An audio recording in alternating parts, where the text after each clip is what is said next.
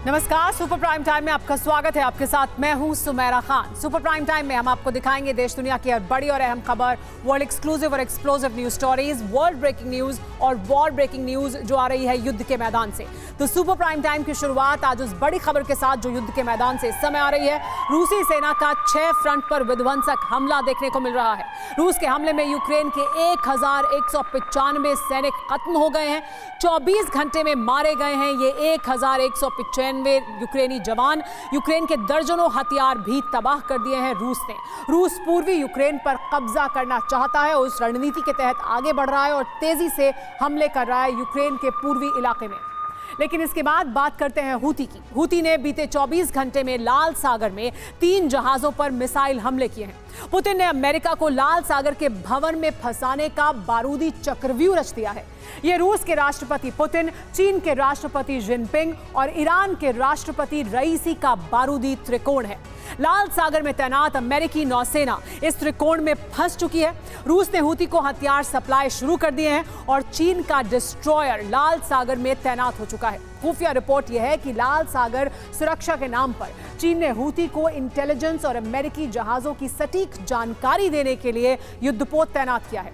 देखिए लाल सागर के फ्रंट पर पुतिन ने कितनी विनाशक बिसात बिछाई है।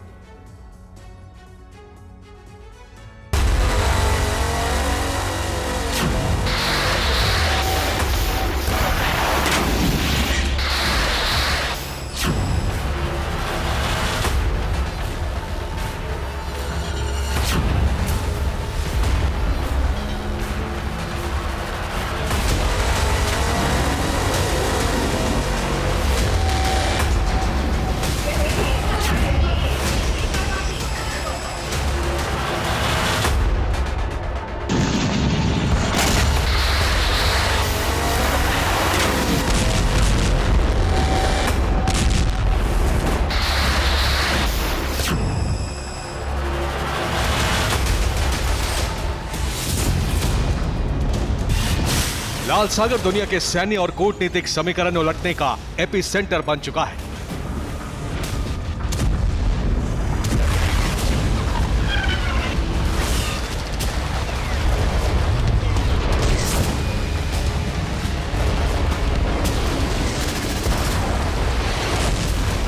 लाल सागर एक ऐसा रण क्षेत्र बन चुका है जहां महाशक्तियों के बीच महासंग्राम शुरू हो चुका है।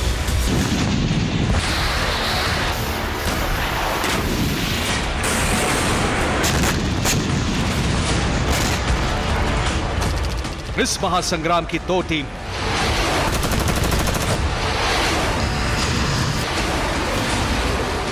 महाशक्ति अमेरिका की नौसेना के साथ साथ 5 देशों की नौसेनाएं लाल सागर में सुरक्षा व्यवस्था बहाल करने के नाम पर एकजुट हैं और इनके सामने चुनौती बनी है दूसरी महाशक्ति रूस। राष्ट्रपति पुतिन की सेना में ईरान, चीन जुड़े हैं और इनका सबसे बड़ा शक्ति बाण है यमन का शिया मिलिटेंट संगठन हूती।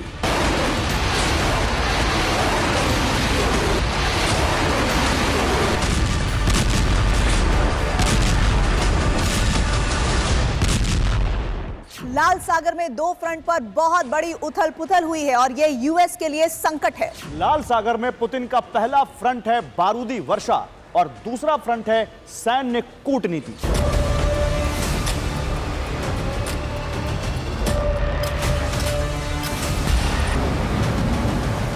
पहले फ्रंट यानी लाल सागर में बारूदी वर्षा फ्रंट से सबसे बड़ी खबर यह है कि हूती ने एक ही दिन में लाल सागर में 3 जहाजों पर हमला किया है।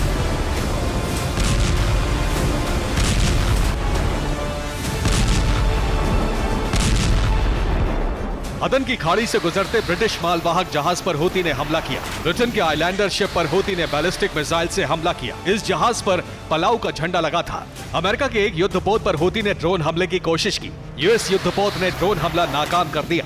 इसके साथ साथ हूती ने एक ब्रिटिश टैंकर जहाज पर हमला किया। हूती प्रवक्ता ने कहा है कि हमले कामयाब रहे हैं।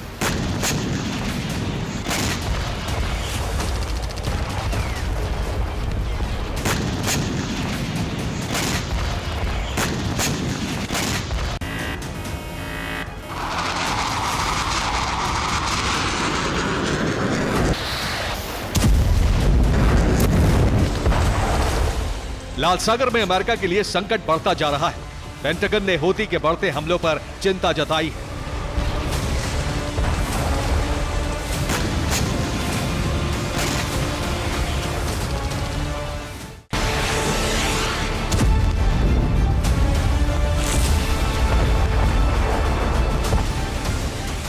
लाल सागर में हूती के हमले तेज होते जा रहे हैं और अब उसकी मिसाइलों की जद में गाजा पर हमला करने वाला इजराइल भी आ गया है।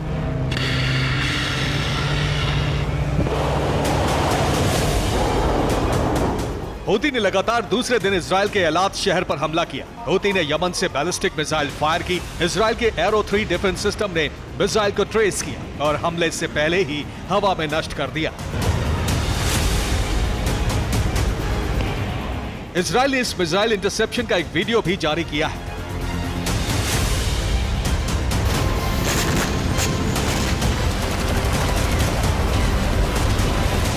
बारूदी फ्रंट पर हूती ने विनाशक हमले किए हैं, लेकिन सैन्य कूटनीति के फ्रंट पर पुतिन ने अमेरिका का संकट बढ़ा दिया है।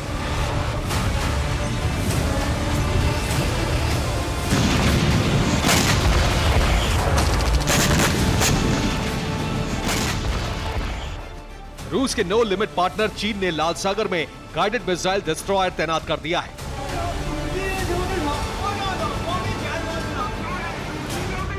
चाइनीज न्यूज एजेंसी के मुताबिक गाइडेड डिस्ट्रॉयर जियाओचू लाल सागर में तैनात हो चुका है। इस पर शुचैंग मिसाइल सिस्टम तैनात है। चीन की नौसेना तैनाती पर सवाल उठ रहे हैं। हूती चीन के जहाजों पर हमले नहीं कर रहा है, तो क्या चीन ने हूती की मदद के लिए डिस्ट्रॉयर तैनात किया है?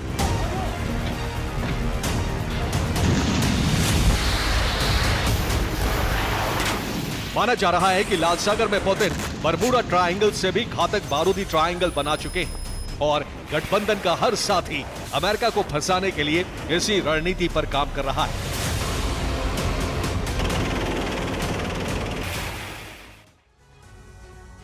लाल सागर में अमेरिका और ब्रिटेन सहित 6 देशों की नौसेना तैनात है, जो मालवाहक जहाजों पर हूती के मिसाइल हमले इंटरसेप्ट कर रही है। लेकिन सभी हमले नहीं रुक पा रहे हैं। अब इस सेना पर हमले और तेज कराने के लिए रूस ने हूती को हथियारों की सप्लाई शुरू कर दी है। दूसरी तरफ अदन की खाड़ी में मौजूद चीन का गाइडेड मिसाइल डिस्ट्रॉयर अमेरिकी नौसेना टास्क फोर्स और लाल सागर से गुजरने वाले जहाजों के सिग्नल रीड करके हूती के मिसाइल लॉन्च पैड तक पहुंचा रहा है। इंटेलिजेंस मिलते ही लाल सागर में मौजूद जहाजों पर हूती सटीक मिसाइल हमले कर रहा है। पुतिन की हथियार सप्लाई, जिनपिंग के इंटेलिजेंस सहयोग और रईसी की प्रॉक्सी शक्ति हूती ने मिलकर लाल सागर में एक बारूदी त्रिकोण रच दिया है। इस त्रिकोण में अमेरिका की नेवल टास्क फोर्स बुरी तरह फंस गई है।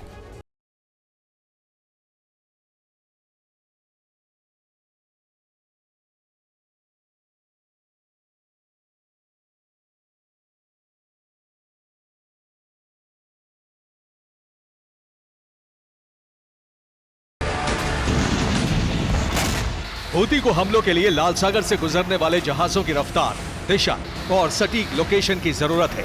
इसके बिना मिसाइल हमले कामयाब नहीं हो सकते।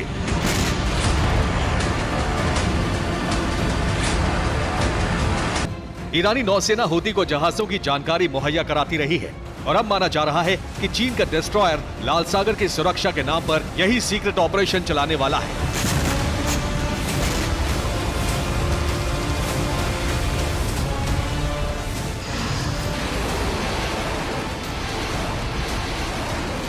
हूती ने 22 फरवरी को ही कहा है कि लाल सागर से गुजरने वाले हर जहाज की सटीक जानकारी उसको मिल रही है। अमेरिका की डिसेप्शन तकनीक और क्षमताएं हूती इंटेलिजेंस के सामने नाकाम हो रही हैं।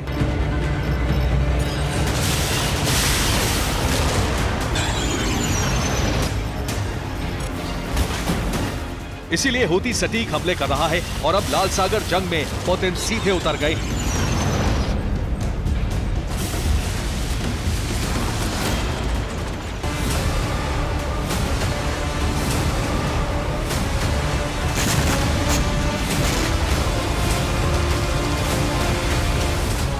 ये तय है कि अब लाल सागर संग्राम की कमान भी पुतिन के हाथ में है और हूती को हथियार आपूर्ति इसीलिए बढ़ाई जा रही है ताकि अमेरिका को इस मोर्चे पर पूरी तरह उलझा दिया जाए।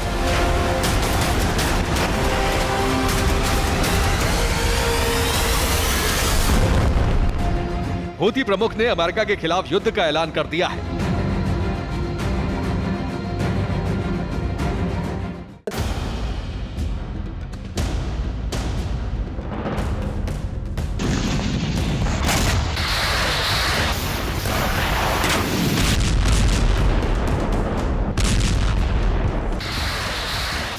हूती ने अमेरिका से जंग का ऐलान किया है रूस और ईरान की शक्ति आपूर्ति मिलने के बाद।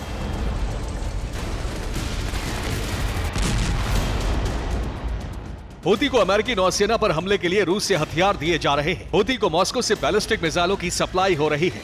बदले में हूती रूस को युद्ध के लिए लड़ाके मुहैया करा रहा है। हूती के पास 20,000 से ज्यादा लड़ाके हैं। हूती ने 1,000 से ज्यादा लड़ाके रूस भेज दिए हैं। रूस ने इन लड़ाकों को ओडेसा के युद्ध मोर्चे पर तैनात कर दिया है।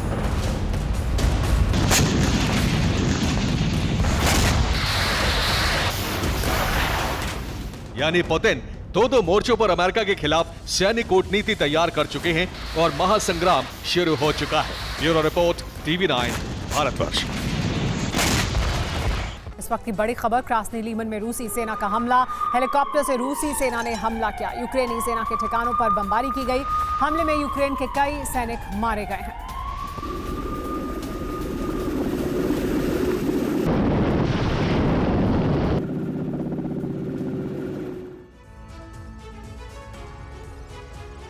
अमेरिका को अंदेशा था कि पुतिन यूक्रेन युद्ध की दूसरी बरसी पर जरूर कुछ बड़ा धमाका करेंगे।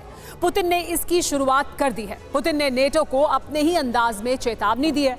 पुतिन ने अपने सबसे ताकतवर और अपग्रेडेड बॉम्बर में उड़ान भरी। रूस का ये बॉम्बर परमाणु हमला करने में सक्षम है और लंबी दूरी की मिसाइलें दाग सकता है। इसकी तेज रफ्तार भी नेटो की सबसे बड़ी चिंता है। रूस अपने दुश्मनों को ये संदेश दे चुका है कि अब सिर्फ यूक्रेन नहीं बल्कि नेटो से भी आर पार की लड़ाई होगी और रूस के परमाणु बॉम्बर्स रूस की जीत सुनिश्चित करेंगे।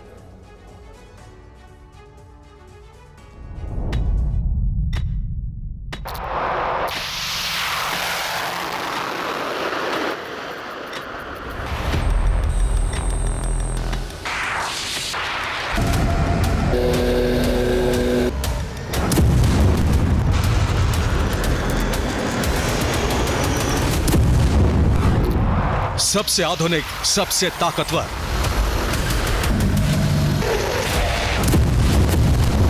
रूस की वायु शक्ति का नया योद्धा Tu-160M बॉम्बर।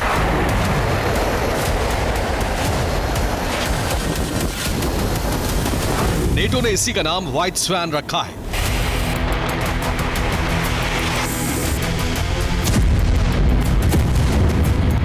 परमाणु मिसाइलों से हमला करने की ताकत रखने वाले इसी बॉम्बर को देखने पहुंचे थे रूस के राष्ट्रपति पुतिन।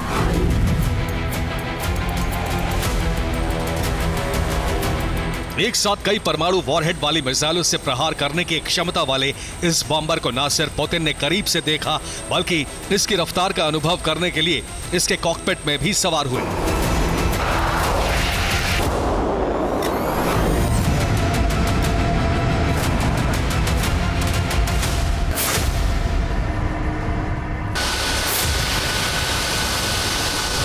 चंद मिनटों बाद रूस के आसमान में एक अद्भुत संयोग बना।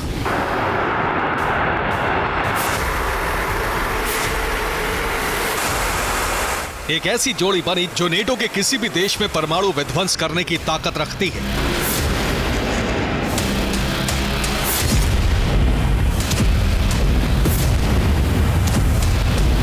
रूस के आसमान में यह घातक जोड़ी 30 मिनट तक चक्कर लगाती रही।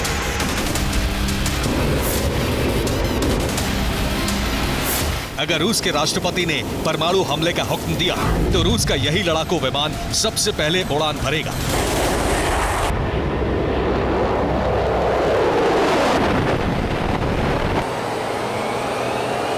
लेकिन आज तो पुतिन पायलट के साथ बैठे थे, यानी आसमान में ही ऑर्डर मिलता और चंद सेकंड बाद दुनिया का एक कोना परमाणु विनाश से थर्रा उठता।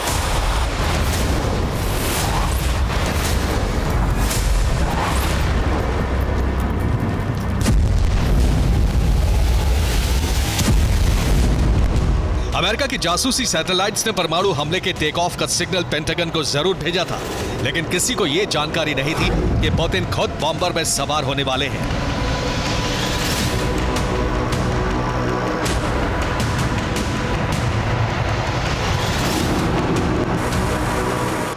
पुतिन बुधवार को कजान की फैक्ट्री पहुंचे थे। रूस के कजान में Tu-160M का कारखाना है। उड़ान के दौरान विमान के रूट का खुलासा नहीं किया गया।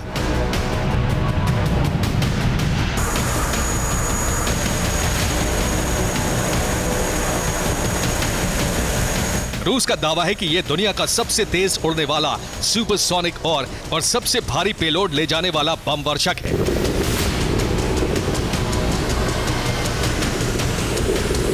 आपको इस बॉम्बर की ताकत और खासियत बताते हैं। Tu-160M रूस का न्यूक्लियर स्ट्रेटेजिक बॉम्बर है। रूस ने पहले Tu-160 बनाया था।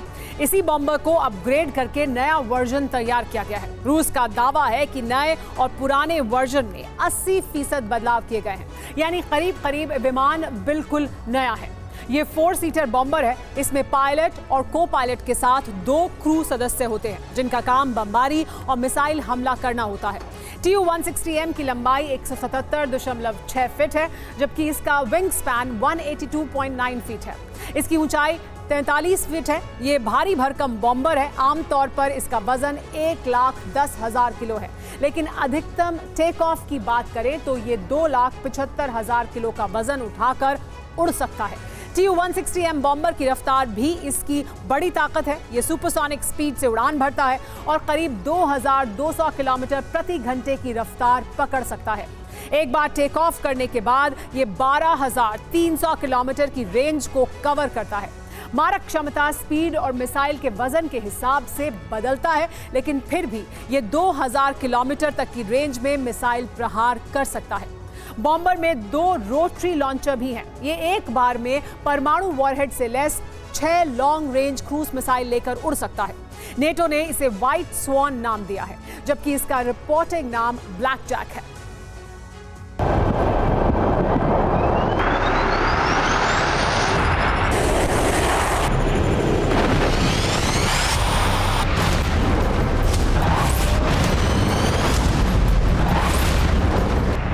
व्हाइट स्वान दुनिया के लिए कोई नई चीज नहीं है, लेकिन चर्चा इस पर पुतिन की उड़ान और उड़ान की टाइमिंग को लेकर है।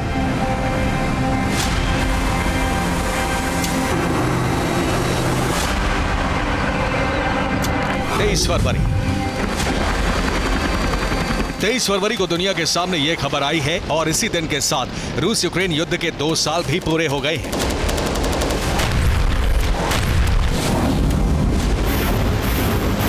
पुतिन ने दुनिया को दिखा दिया कि उनका परमाणु विध्वंसक तैयार है। पुतिन ने दुनिया को बताया है कि उनके ज्यादातर परमाणु हथियार नए हैं।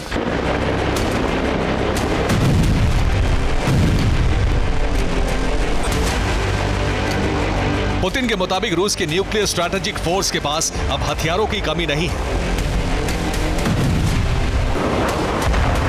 नौसेना भी दुनिया में कहीं भी परमाणु हमला करने में सक्षम है।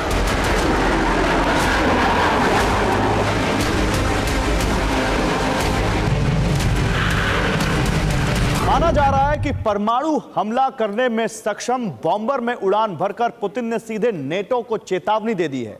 रूस यूक्रेन से 2 साल युद्ध लड़ने के बाद अब नेटो के खिलाफ मिशन शुरू कर सकता है।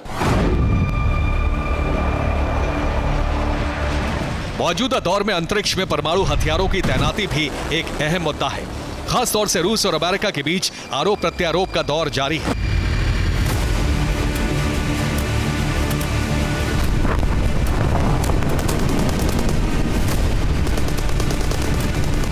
रूस की खुफिया रिपोर्ट के मुताबिक अमेरिका ने रूस के खिलाफ साजिश तैयार की। रूस पर अंतरिक्ष में परमाणु हथियार की तैनाती का आरोप लगाया। रूस पर आरोप लगाने के पीछे अमेरिका का एक खास मकसद था। रूस की आड़ लेकर अमेरिका ने अंतरिक्ष में हथियार तैनात किए।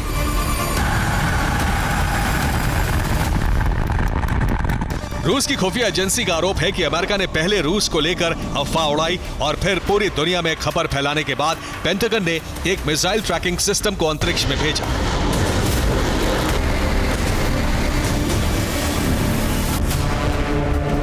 मीडिया रिपोर्ट के मुताबिक अमेरिकी सेना ने एलॉन मस्क के स्टारलिंक उपग्रह समूह की तरह ही प्लानिंग की थी।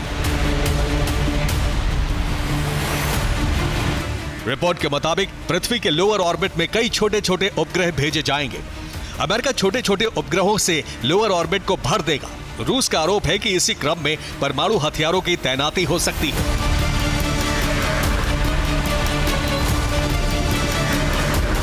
माना जा रहा है कि अमेरिका से ऐसी रिपोर्ट आने के बाद ही पुतिन ने अपनी परमाणु शक्ति का प्रदर्शन किया है और नेटो को चेतावनी दी है।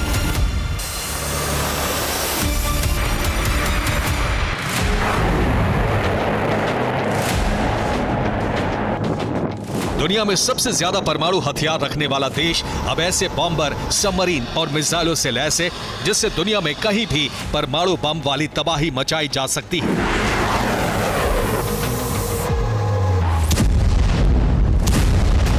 सबसे अहम है रूसी स्ट्रैटेजिक न्यूक्लियर फोर्स का Tu-160M से लैस होना। जनवरी 2022 पहली उड़ान। सबसे पहले रूस का यह ताकतवर विमान करीब 2 साल पहले दिखा था। रूस ने 4 दशक पहले स्ट्रैटेजिक बॉम्बर Tu-160 को बनाया था। तब से अब तक नेटो के लिए खौफ का पर्याय बना यही व्हाइट स्वान अब नए अवतार में तैयार किया जा चुका है। नाम के साथ सिर्फ M जोड़ा गया है।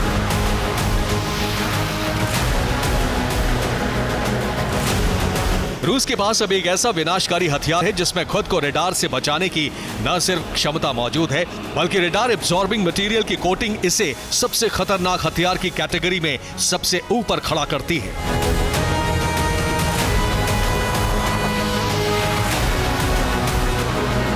यानी रूस जब चाहे यूरोप को भी विनाशकारी बारूद की जद में ले लेगा और आशंका है कि रूस का मकसद भी यही है।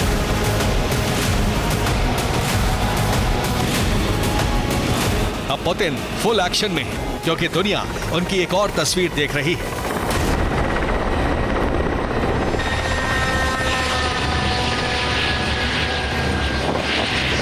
पुतिन ने बुधवार को ही कमास ट्रक चलाया। पुतिन कजान से हेलीकॉप्टर से वोस्टॉक हाईवे पहुंचे थे।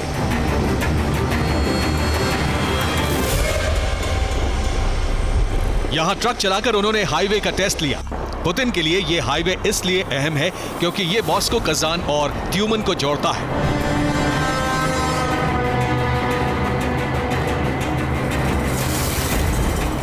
युद्ध की बरसी से ठीक पहले पुतिन का यूं एक्शन में आना नेटो को अंदेशों से भर रहा है। विशेषज्ञों को आशंका है कि पुतिन अब वर्ल्ड ऑर्डर को बदलने की जंग शुरू करेंगे, क्योंकि यूक्रेन में जीत के लिए भी नेटो को काबू में रखना जरूरी है और फिर जीत को कायम रखने के लिए भी नेटो के हौसले को मसलना जरूरी है। Bureau report, TV9 Bharatvarsh. Kherson में रूस का MLRS से हमला, रूस का ग्रैड रॉकेट लॉन्चर से हमला देखने को मिला। रॉकेट से यूक्रेनी ठिकाने को तबाह किया गया। हमले में यूक्रेन के 3 सैन्य वाहन भी जल गए हैं।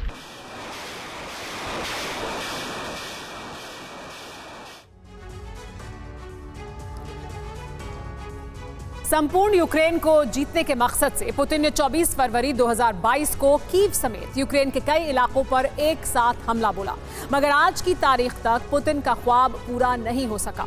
हैरानी इस बात की है कि महज चंद घंटों का वक्त ही बचा है रूस यूक्रेन जंग के 2 साल पूरे होने में। ऐसे में अब रूसी प्रेसिडेंट पुतिन ने अपने अटैक प्लान में बड़ा बदलाव किया है और जानते हैं इस प्लान के तहत अगले 12 घंटे के भीतर यूक्रेन का विभाजन तय है। दक्षिण पूर्वी यूक्रेन का रूस में विलय भी तय है और इसके साथ साथ यूक्रेन में पुतिन की सरकार भी तय है। आखिर कैसे, आप भी देखिए।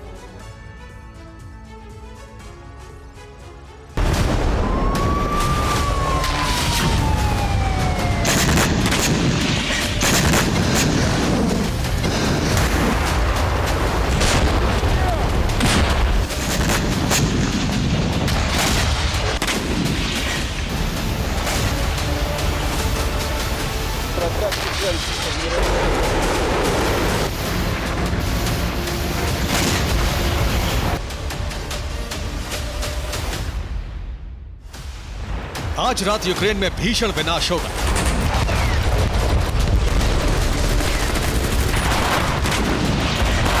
आज रात यूक्रेन में जल थल नभ से प्रचंड प्रहार होगा।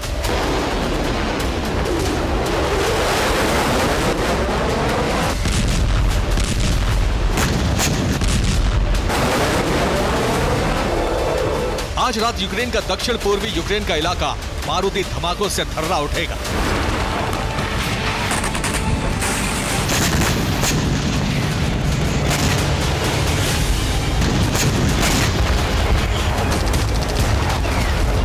और यकीन मानिए, अगले 12 घंटे बाद यूक्रेन का नक्शा बदल चुका होगा। वो खंड खंड हो चुका होगा।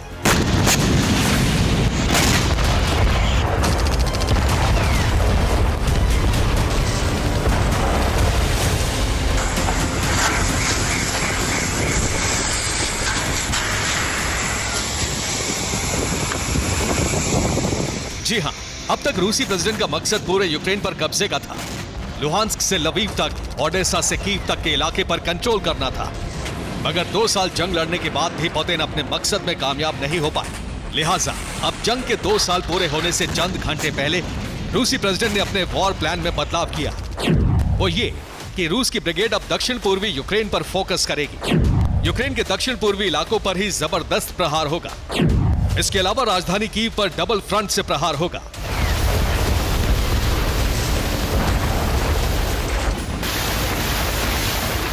दरअसल 24 फरवरी 2022 को ही रूसी डिफेंस ने यूक्रेन के खिलाफ मिलिट्री ऑपरेशन का आगाज किया था।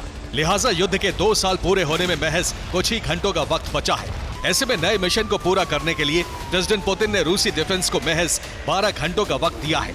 ऐसे में सवाल खड़ा होता है कि पुतिन की सेना अगले 12 घंटों तक कैसे यूक्रेन को दहलाएगी, कैसे 12 घंटों के भीतर सबसे विध्वंसक ऑपरेशन को अंजाम देगी।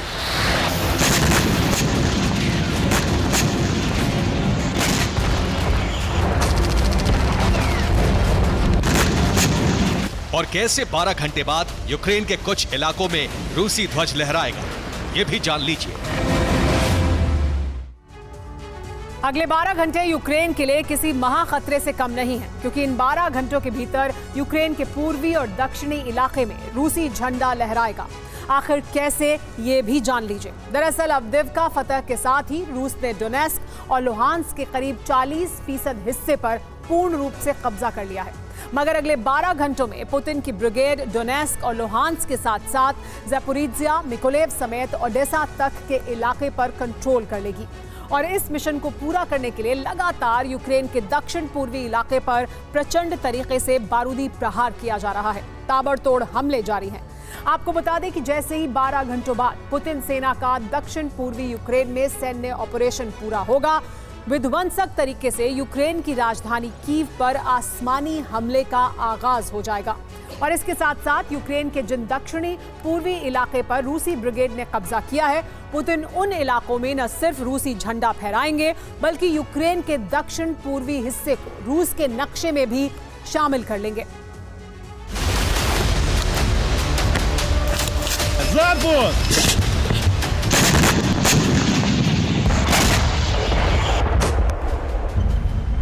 डोनेस्क, लुहांस्क के बाद अब ज़पोरिज्जिया से ओडेसा तक के इलाकों को अगले 12 घंटों में रूसी ब्रिगेड फतेह कर लेगी। और इसके लिए रूस की सेना किलर मिसाइलों, कामिकाज़े ड्रोन से हमला कर रही है।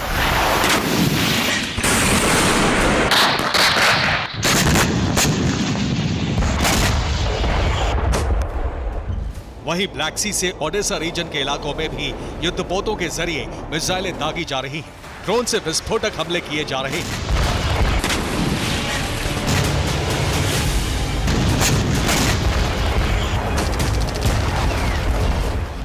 अगले 12 घंटों तक प्रचंड तरीके से दक्षिण पूर्वी यूक्रेन के इलाकों को इसी तरह दहलाया जाएगा। और इसके बाद अगला टारगेट कीव है।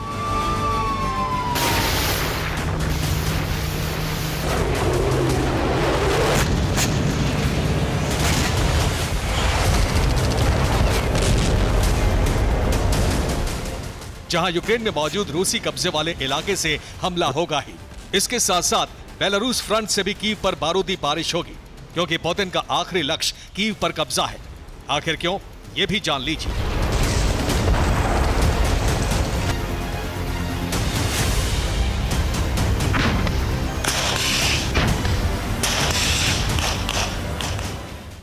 कीव पर हमला कर विद्रोहियों का सरेंडर करवाना, यूक्रेनी प्रेसिडेंट ज़ेलेंस्की को गिरफ्तार करना, यूक्रेन की तमाम सरकारी संस्थाओं पर काबू करना, कीव में मौजूद यूक्रेन की संसद को भंग करना, यूक्रेन में रूस के समर्थन वाली सरकार बनाना, वफादार नेताओं को सरकार का जिम्मा देना और मॉस्को से यूक्रेन की डमी सरकार को चलाना। दरअसल पुतिन ये बात बखूबी जानते हैं कि यूक्रेन में रूसी समर्थकों की कमी नहीं है, क्योंकि साल 2014 से पहले भी यूक्रेन में रूसी समर्थन वाली डमी सरकार थी। ऐसे में कीव पर कंट्रोल कर पुतिन पूरे यूक्रेन को अपनी मुट्ठी में ले सकते हैं।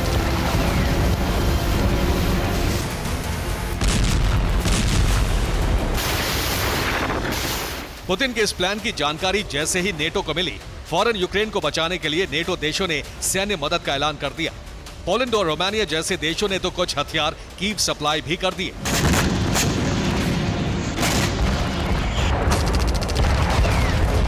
मगर पुतिन हर फ्रंट पर चौकन्ने हैं। एक तरफ दक्षिण पूर्वी यूक्रेन के इलाकों पर बमबारी की जा रही है, तो दूसरी तरफ नेटो के हथियार डिपो को भी राख किया जा रहा है।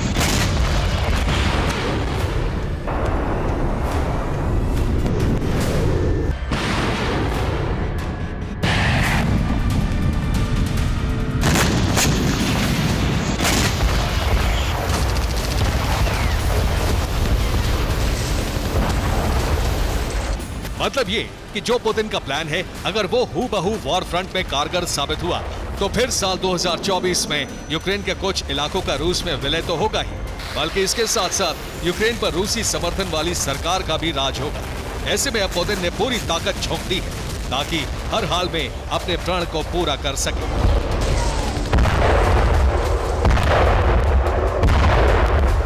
Bureau report, TV9, Bharatvarsh.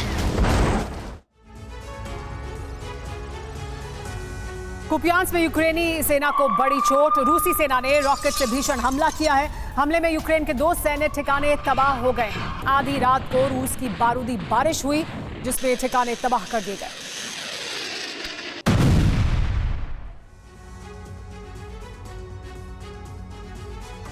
दो दिन के अंदर यूक्रेनी सेना ने रूस पर 2 बड़े हमले को अंजाम दे दिया। कल यूक्रेन ने रूस के ड्रोन गोदाम को उड़ा दिया था, तो आज उसने रूस के ट्रेनिंग सेंटर को ध्वस्त कर दिया। ये कामयाबी उस यूक्रेनी सेना को मिली है जो युद्ध में बहुत कमजोर हो चुकी है। उसके पास ना तो हथियार हैं, ना ही जवान। बावजूद इसके वो युद्ध में वापसी की कोशिश कर रही है। तो सवाल यही है कि क्या यूक्रेन की ये कोशिश कामयाब होगी? क्या युद्ध में उसकी वापसी हो पाएगी?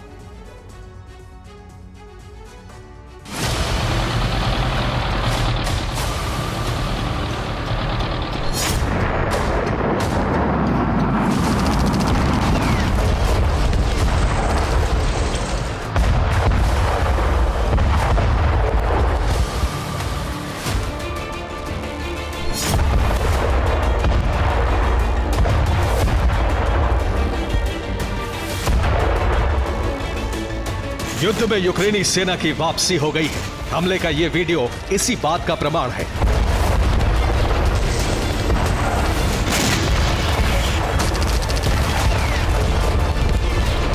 ज़ेलेंस्की सेना का बारूद रिचार्ज हो गया है। ये तस्वीरें उसी बात की गवाही दे रही हैं।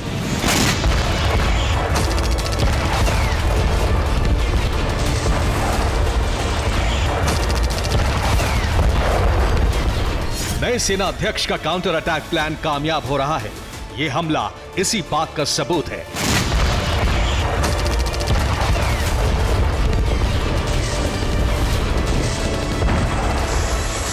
ये खेरसोन में रूसी सेना का ट्रेनिंग ग्राउंड है। रूस के सैनिक यहां पर हमले का अभ्यास कर रहे थे, तभी यूक्रेनी फोर्स ने ट्रेनिंग ग्राउंड पर धावा बोल दिया।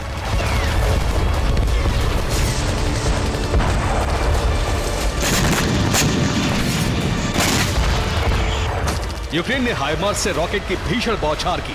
हमले में न सिर्फ रूस का ट्रेनिंग ग्राउंड ध्वस्त हो गया, बल्कि 100 से ज्यादा रूसी सैनिक मारे गए।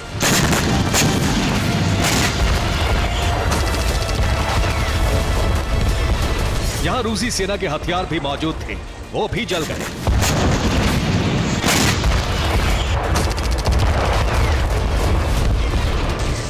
दो दिन के अंदर यूक्रेनी सेना का यह दूसरा बड़ा हमला है जिसमें रूसी फौज को बड़ी चोट पहुंची है। 22 फरवरी को यूक्रेन ने रूस के ड्रोन गोदाम को जला दिया, तो 23 फरवरी को ट्रेनिंग ग्राउंड को भस्म कर दिया। यूक्रेन ने खेरसोन में सिर्फ रूस के ट्रेनिंग ग्राउंड पर ही हमले नहीं किए, बल्कि कई जगहों पर बारूदी बारिश की।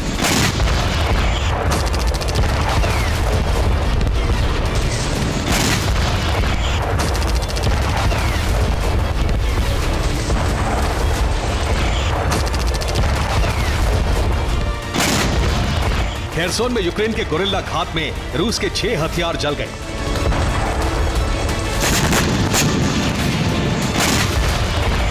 खेरसोन में एक दूसरी जगह पर यूक्रेन ने GLSDB बम से हमला किया। रूसी सेना का ठिकाना ध्वस्त हो गया। रोबोटाइन में यूक्रेन ने रूस के आर्मर्ड व्हीकल को तबाह कर दिया।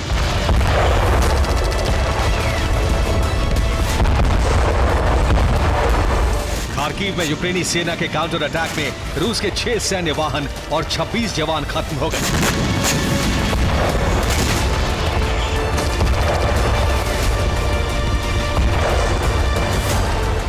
ओडेसा में यूक्रेनी सेना ने रूस के 3 सैन्य ठिकानों को तबाह कर दिया।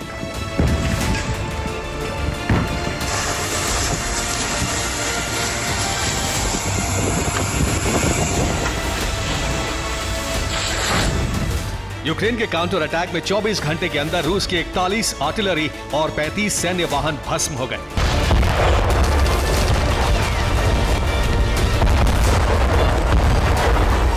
यूक्रेन के पास सब सैनिक और हथियार खत्म हो चुके हैं, इसलिए अब वो गोरिल्ला अटैक कर रहा है। गुरिल्ला हमले का प्लान यूक्रेन के नए सेना अध्यक्ष ने बनाया है, जो फिलहाल कामयाब हो रहे हैं। लेकिन एक सच ये भी है कि गोरिल्ला हमलों से रूसी सेना को बहुत दिनों तक रोक पाना संभव नहीं है। ये बात ज़ेलेंस्की और उनके नए सेना अध्यक्ष भी जानते हैं। यही वजह है कि अमेरिका समेत कई पश्चिमी देशों से हथियारों की मांग कर रहे हैं।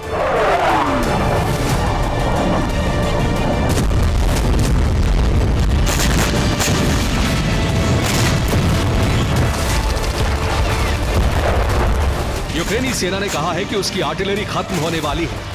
अगर ऐसा हुआ तो युद्ध के मैदान में यूक्रेन को बहुत बड़ा सेटबैक पहुंचेगा।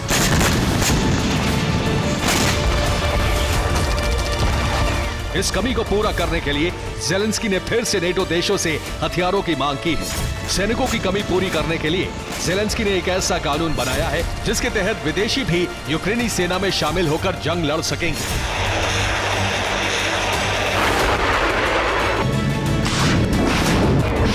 ज़ेलेंस्की ने अमेरिका के लोगों से यूक्रेनी सेना में शामिल होने की अपील की है।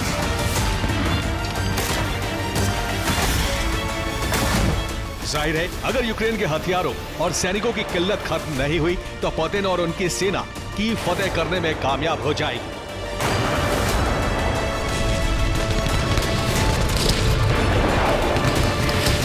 Bureau report, TV9, Bharatvarsh. वैसे तो काला सागर 6 देशों की सीमाएं से लगा है, मगर इस विशाल समंदर पर दशकों से दबदबा सिर्फ रूस का है। और इसी दबदबे के चलते पुतिन ने ब्लैक सी में नेटो देशों के विमानों की आवाजाही पर बैन लगा दिया है।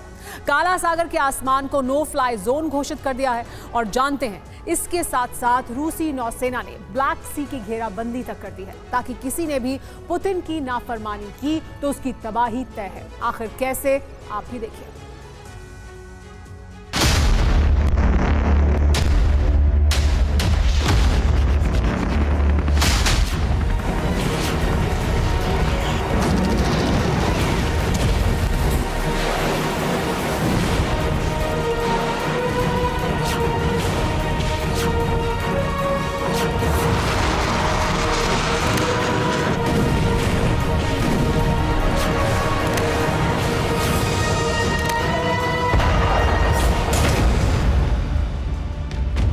रूस यूक्रेन जंग की आंच ने फिर से ब्लैक सी को अपनी चपेट में ले लिया है। और जानते हैं, अब किसी भी वक्त ब्लैक सी में बारूदी बवंडर आ सकता है। प्रचंड अटैक से काला सागर का पानी थर्रा सकता है। आशंका जताई जा रही है कि नेटो देशों की एक भी हिमाकत से पुतिन का माथा ठनक सकता है, जिसका मतलब ब्लैक सी में रूस की तरफ से ताबड़तोड़ हमले, जल थल और नभ से विध्वंसक प्रहार। जी हां, पुतिन ने ब्लैक सी को बफर जोन बना दिया है। आखिर कैसे, ये भी जान लीजिए।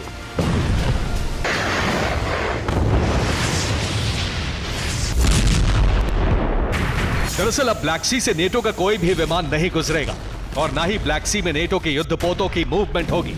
अगर ऐसा हुआ तो रूस विमान और युद्धपोतों पर हमला करेगा।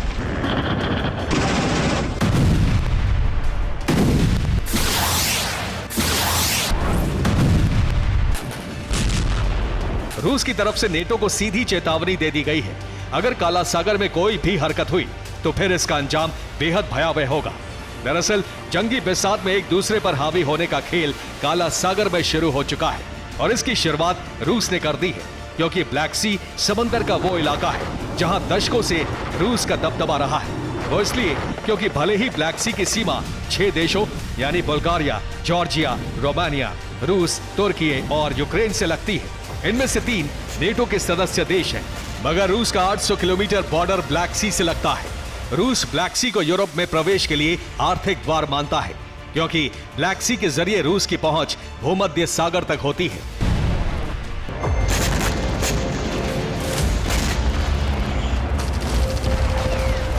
लिहाजा रूस ने दशकों से काला सागर में अपनी पकड़ मजबूत कर रखी है और इसी समंदर वाले वॉर जोन से रूस ने यूक्रेन की तटीय इलाकों में जबरदस्त बमबारी की है। इस बार भी पुतिन एक्शन मोड में आ चुके हैं, क्योंकि रूस को ब्लैक सी में अमेरिका की दस्तक रास नहीं आती और इसका संकेत पुतिन ने काला सागर में सैन्य डिप्लॉयमेंट के जरिए दिया है। जी हां, रूसी नौसेना ने 20 से ज्यादा युद्धपोत ब्लैक सी में भेजे हैं, जिनमें मिसाइल कैरियर के साथ साथ सहायक फ्लीट शामिल है। इसके अलावा ब्लैक सी में एटमी सबमरीन भी तैनात की है। काला सागर में रूसी डिफेंस ने बारूदी माइंस भी बिछाई है।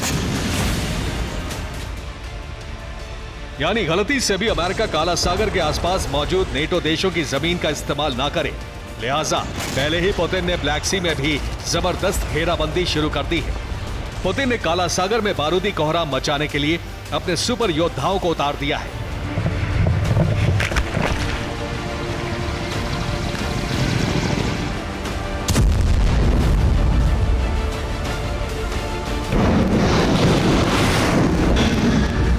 रूस का स्टैंड क्लियर है, अमेरिका और नेटो के खिलाफ प्रेशर गेम खेलना। वहीं रूसी धमकी के बाद नेटो ने स्कॉटलैंड कोस्ट में मिलिट्री एक्सरसाइज शुरू कर दी है। मतलब ये कि धमकी और जुबानी जंग के साथ साथ हथियारों की नुमाइश का दौर भी शुरू हो चुका है, जो किसी भी वक्त महायुद्ध में तब्दील हो सकता है। Bureau report, TV9 Bharatvarsh. America ने नेटो देश तुर्की को F-35 फाइटर जेट नहीं दिया, तो अर्दोआन ने जो कुछ किया उससे पूरी दुनिया हैरान है। तुर्की ने अपने दम पर ही 5वीं पीढ़ी का घातक लड़ाकू विमान बना लिया। न सिर्फ बना लिया, बल्कि उसका फ्लाइट टेस्ट भी करके दिखा दिया। इसी के साथ तुर्की 5वीं पीढ़ी का लड़ाकू विमान बनाने वाला दुनिया का चौथा देश भी बन गया है।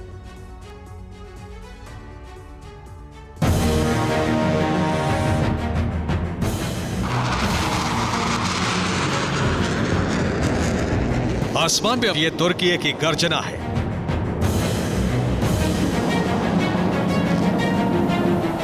अपने फाइटर की झलक दिखाकर उसे हवा में उड़ाकर एर्दोआन ने बाइडेन को इस तरह से जवाब दे दिया।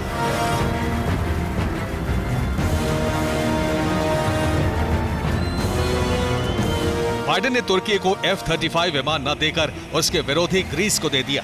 इस बात से एर्दोआन इतने नाराज हुए कि उन्होंने अपने दम पर ही 5वीं पीढ़ी का घातक लड़ाकू विमान बना डाला।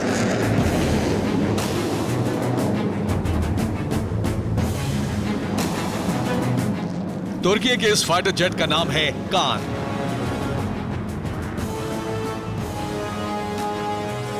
एर्दोआन ने न सिर्फ दुनिया को कान लड़ाकू विमान की झलक दिखाई, बल्कि उसकी सवारी भी की। 22 फरवरी को ही इसका फ्लाइट टेस्ट भी हुआ। इस दौरान ये 8000 फीट की ऊंचाई तक गया।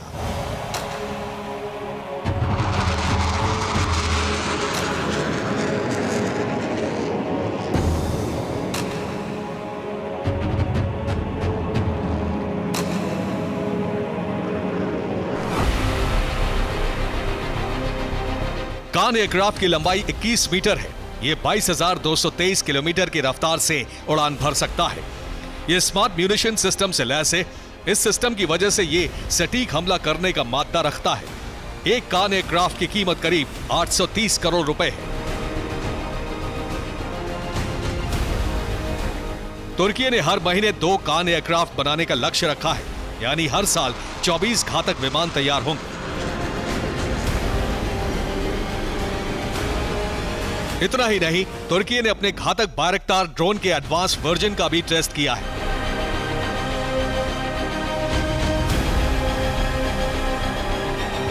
एडवांस्ड वर्जन बदलाव के बाद अब और भी खतरनाक हो गया है। दुनिया इस वक्त तीसरे विश्व युद्ध के मुहाने पर खड़ी है। किसी भी वक्त महायुद्ध शुरू हो सकता है। ये बात तुर्की के राष्ट्रपति एर्दोआन अच्छी तरह जानते हैं। यही वजह है कि वो खुद की सुरक्षा के लिए न सिर्फ खतरनाक हथियार बना रहे हैं, बल्कि अपनी सेना को भी मजबूत कर रहे हैं। Bureau report, TV9 Bharatvarsh.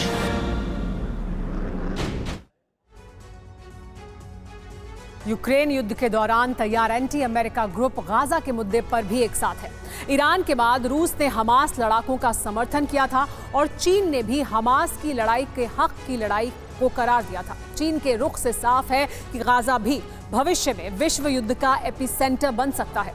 America के कट्टर दुश्मन अरब में नेटो के खिलाफ ऐलाने जंग हो सकता है।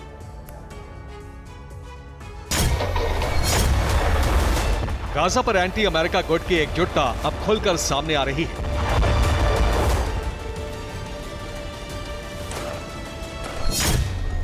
पुतिन फिलिस्तीनियों को शरण दे रहे हैं, तो वहीं अब चीन भी इस युद्ध को सही ठहराने लगा है।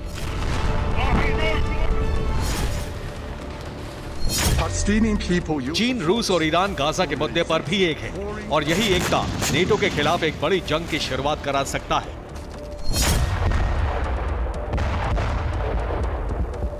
इजराइल के साथ हमास ने जो भी किया उसे पुतिन के साथ ही जिनपिंग ने भी सही ठहराया है।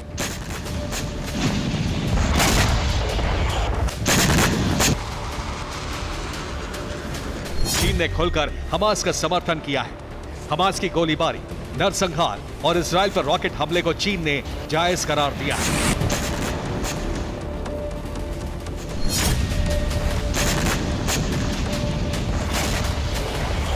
चीनी विदेश मंत्रालय के कानूनी सलाहकार ना शिनमिन ने इंटरनेशनल कोर्ट ऑफ जस्टिस में फिलिस्तीनियों का समर्थन किया।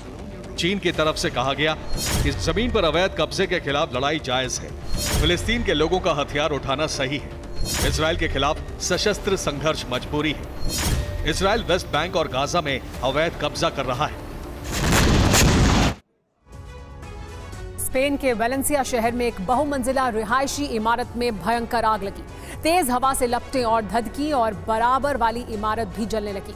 यह हादसा दिन निकलने से कुछ देर पहले हुआ। 350 परिवार इमारत के भीतर फंसे थे। इसके बाद एक ऐतिहासिक रेस्क्यू ऑपरेशन शुरू हुआ और देखते ही देखते लोगों को मौत के मुंह से खींच लिया गया।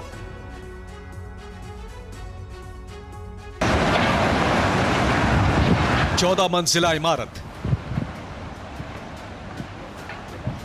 धधकती हुई 11 मंजिल,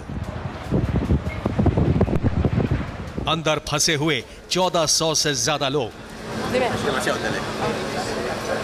स्पेन के वेलेंसिया शहर में सूरज नहीं उगा था और सूरज जैसी प्रचंड गर्मी वाली लपटों ने एक बहुमंजिला इमारत को निगल लिया।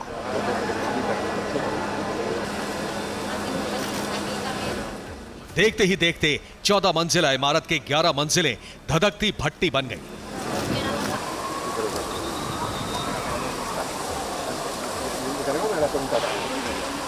सूरज के रंग सी नारंगी लपटों का खौफनाक मंजर जिसने देखा सन्न रह गया।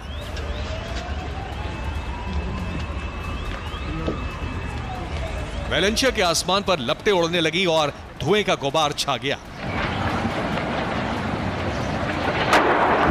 इमारत के आसपास आवाजाही बंद कर दी गई। आग की लपटें इतनी भयावह थी कि पूरा इलाका धुएं से ढक गया।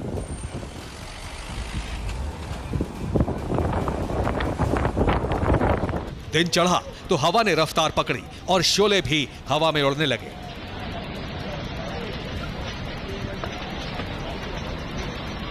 देखते ही देखते धधक रही इमारत के पास वाली इमारत ने भी आग पकड़ ली। दूसरी इमारत में रहने वाले लोग भी डरे सहमे बालकनी में इकट्ठा होने लगे। लोग मदद के लिए बालकनी में खड़े होकर चिल्लाने लगे। आग भड़कते ही मौके पर फायर ब्रिगेड पहुंची और रेस्क्यू ऑपरेशन शुरू कर दिया गया।